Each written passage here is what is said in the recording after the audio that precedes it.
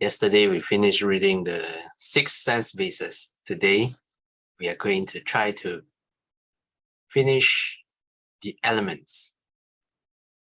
By way of the elements, the 18 elements. Monks, I will teach you the diversity of elements. The eye element, the form element, eye consciousness element, the ear element, sound element, ear consciousness element, the nose element, order element, nose consciousness element, the tongue element, taste element, tongue consciousness element, the body element, tactile object element, body consciousness element, the mind element, mental phenomena element, mind consciousness element. This, monks, is called the diversity of elements from Samyutta Nikaya 14.1. So the whole 6 sense bases with the corresponding external objects and with the corresponding consciousness. There's also a table you can refer to in the introduction that shows lists nicely these 18 elements. Sister Choi Kwan, would you like to continue? The 4 elements. Monks, there are these 4 elements. What for? The earth element, the water element, the heat element, the air element. Those ascetics or Brahmins, monks, who do not understand as they really are the gratification, the danger, and the escape in the case of these 4 elements. These I do not consider to be ascetics among ascetics or Brahmins among Brahmins, and these venerable ones do not, by realizing it for themselves with direct knowledge, in this very life, enter and dwell in the goal of asceticism or the goal of Brahminhood. But monks, those ascetics and Brahmins who understand as they really are the gratification, the danger, and the escape in the case of these 4 elements. These I consider to be ascetics among ascetics and Brahmins among Brahmins.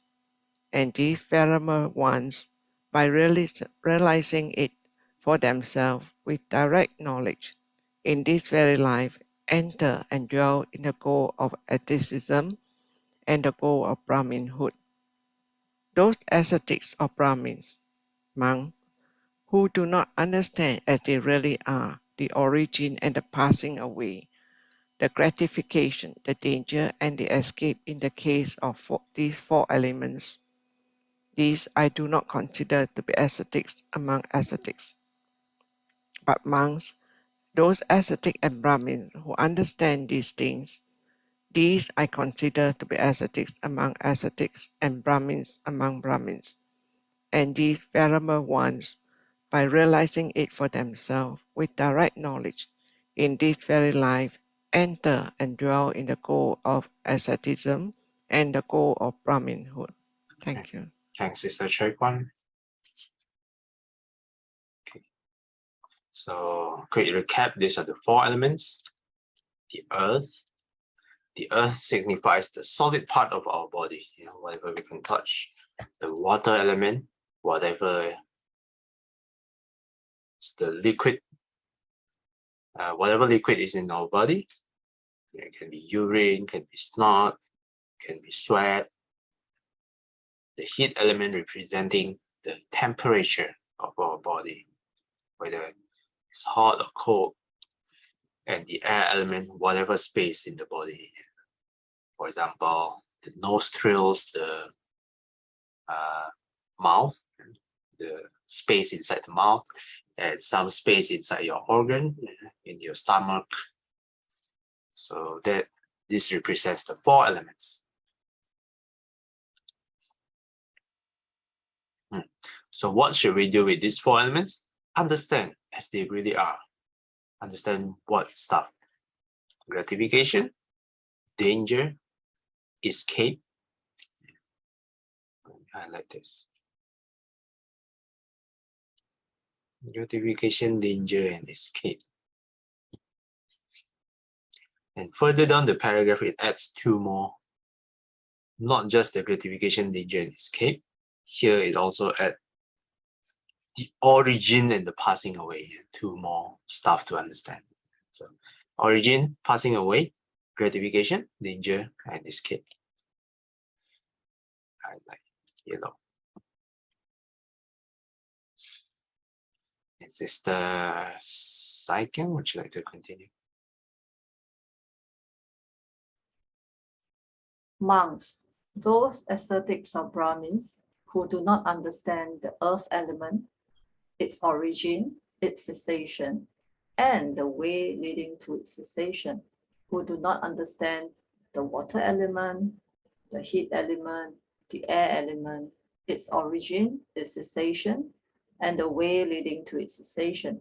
These I do not consider to be ascetics among ascetics.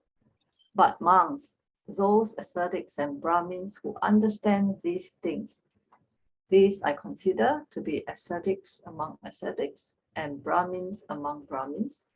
And these venerable ones, by realizing it for themselves with direct knowledge, in this very life, enter and dwell in the goal of asceticism and the goal of Brahminhood. Samyutta Nikaya 14, 37 to 39. Thank you. Thanks, Sister Second.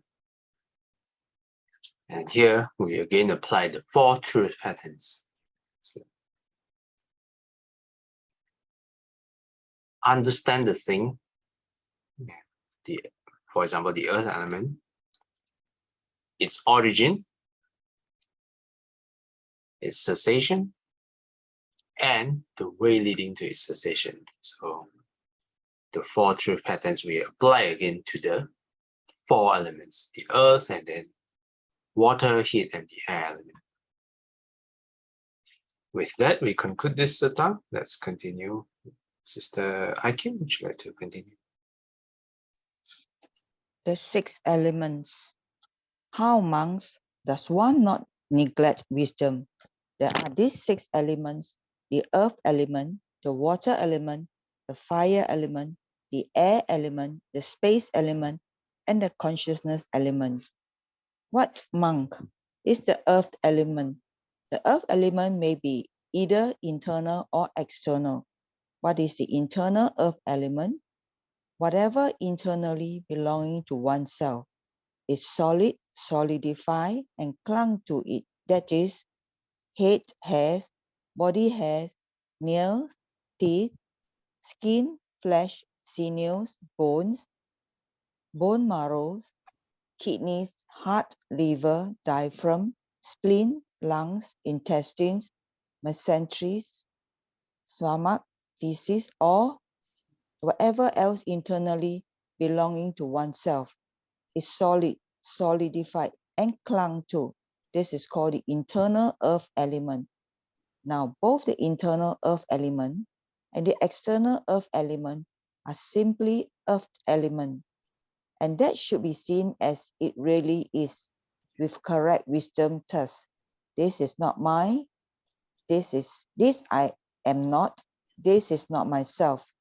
When one sees it thus as it really is with correct wisdom, one becomes disenchanted with the earth element and makes the mind dispassionate towards the earth element. Okay, thanks, Sister Aikim. Yeah. So here instead of 4 elements, we add 2 more elements. Yeah. So just now we have earth, water, fire, air. Now we add 2 more, space and consciousness.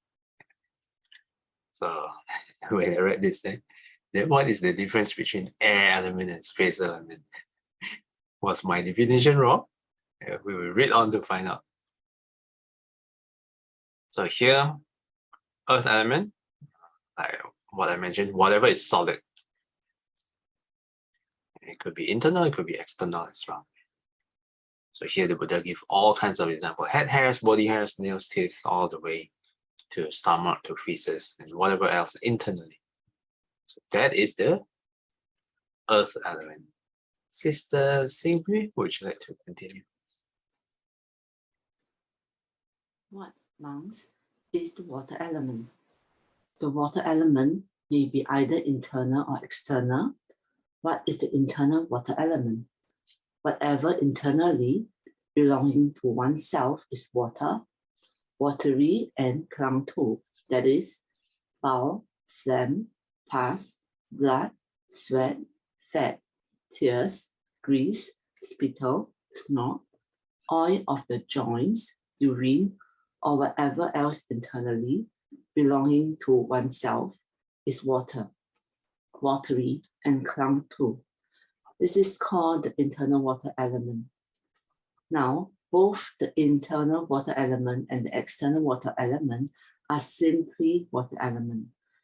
And that should not be seen, and that should be seen as it really is with correct wisdom task.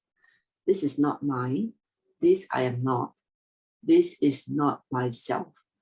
When one sees it task as it really is with correct wisdom, one becomes disenchanted with the water element and makes the mind dispassionate towards the water element.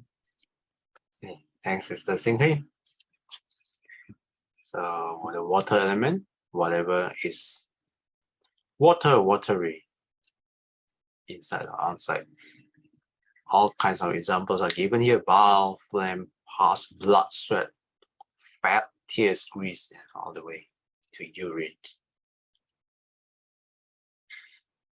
Sister Shomei, would you like to continue?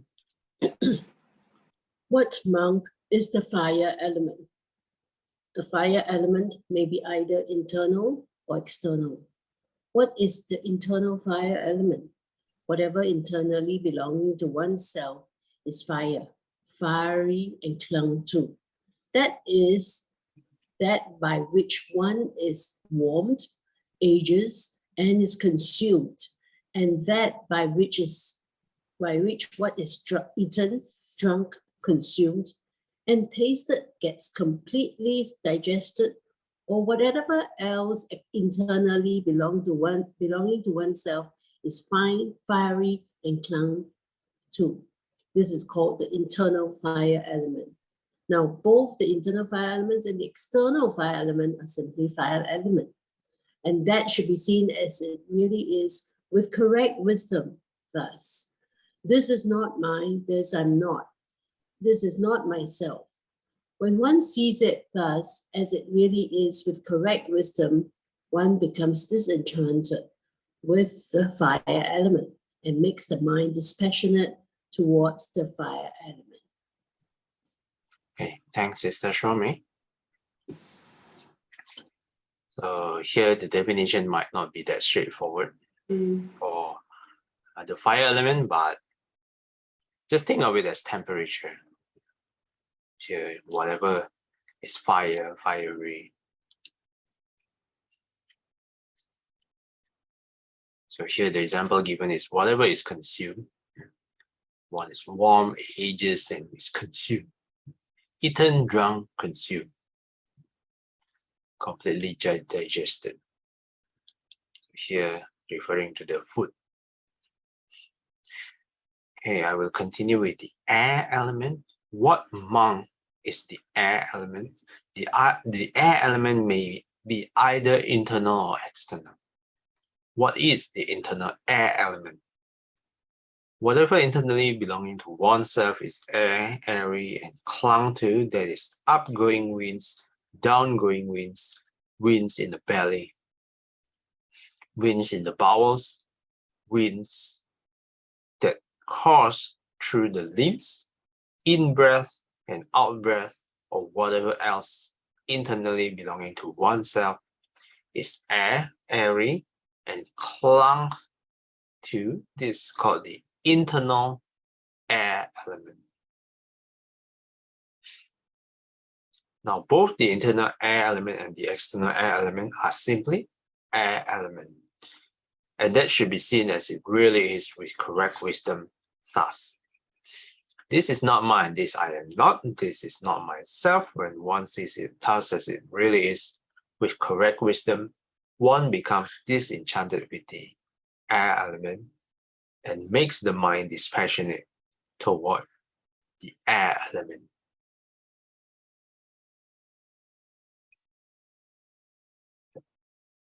So this is how the air element is defined. Okay, let's take a look then. What is the space element? Sister Saikyong, would you like to read?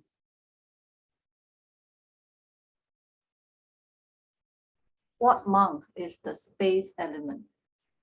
The space element may be either internal or external. What is the internal space element?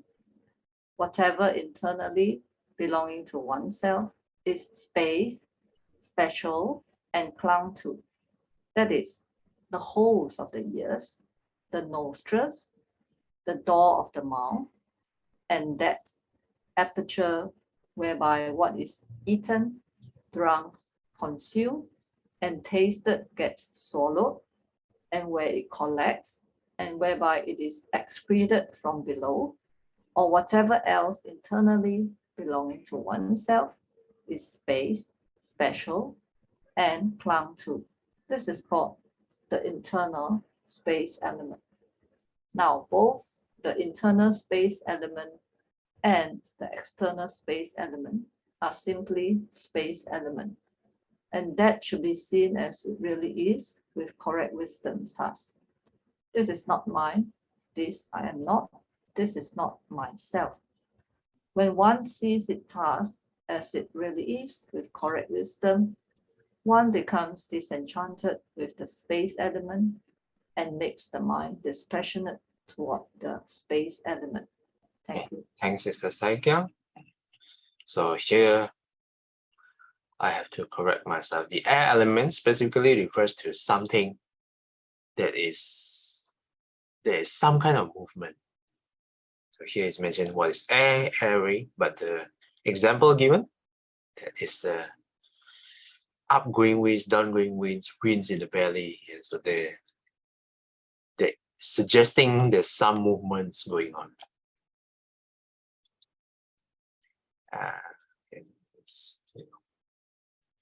Winds in the bowels, winds through the course, and in-breath and out-breath is the most obvious ones to see some movement. That is what is meant by the air element. How about the space? And the space here, the example given, whatever is space and spatial, this is kind of a circular definition, but the example given is whatever aperture in the body, whatever there's a hole inside of the body, so there's holes, nostrils, door of the mouth. So this one specifically is the space element.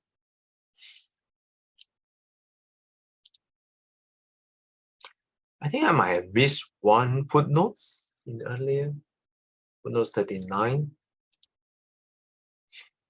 The Buddha is speaking to Pokusati, a monk who had gone forth out of faith in the Buddha without ever having seen him before.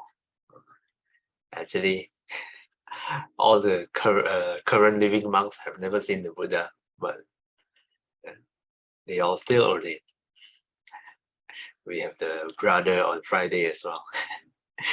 When the sutta opens, the Buddha arrives at a potter's shed, intending to spend the night there. Pokusati has already been lodging in the shed and greets the Buddha in a friendly way, unaware that this is his master. So the Buddha doesn't even reveal the identity to him. Without revealing his identity to Pokusati, the Buddha initiates a conversation, which turns to a discourse on the development of wisdom.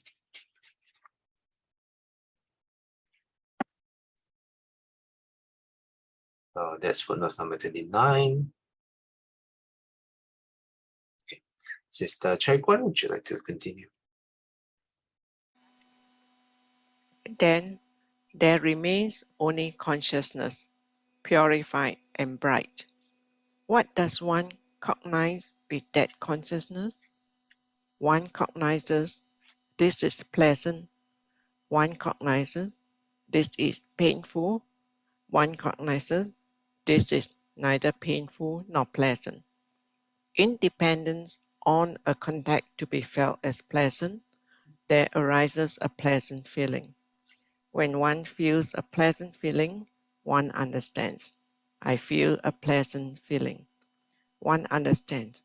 With the cessation of that same contact to be felt as pleasant, its corresponding feeling, the pleasant feeling that arose in dependence on that contact, to be felt as pleasant, ceases and subsides. Independent on a contact to be felt as painful, there arises a painful feeling. When one feels a painful feeling, one understands. I feel a painful feeling. One understands.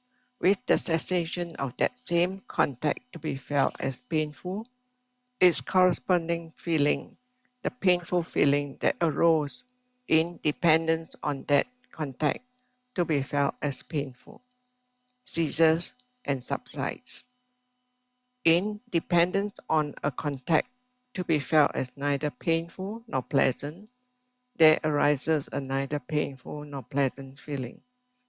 When one feels a neither painful nor pleasant feeling, one understands.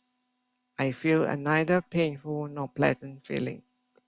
One understands with the cessation of that contact, same contact, to be felt as neither painful nor pleasant, its corresponding feeling, the neither painful nor pleasant feeling that arose independent on that contact, to be felt as neither painful nor pleasant, ceases and subsides. Monk. Just as from the contact and friction of two fire sticks, heat is generated and fire is produced, and with the separation and disjunction of these two fire sticks, the corresponding heat ceases and subsides. So too, in dependent on a contact to be felt as pleasant, to be felt as painful, to be felt as neither painful nor pleasant, there arises a neither painful nor pleasant feeling. One understands, with the cessation of that same contact to be felt as neither painful nor pleasant, its corresponding feeling ceases and subsides.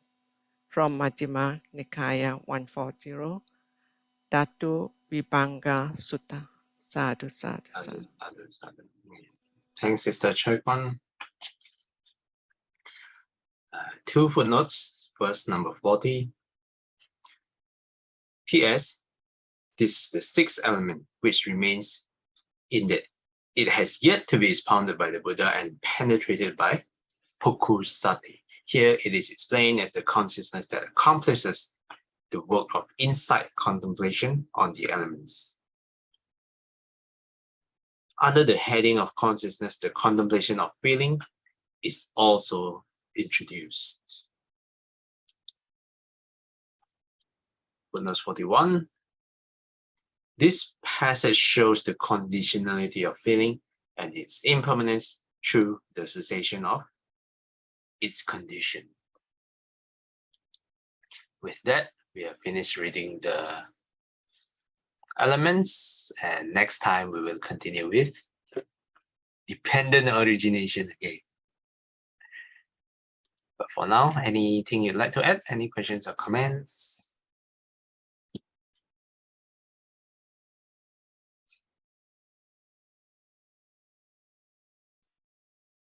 If not, would Sister Sakyong like to do the dedication?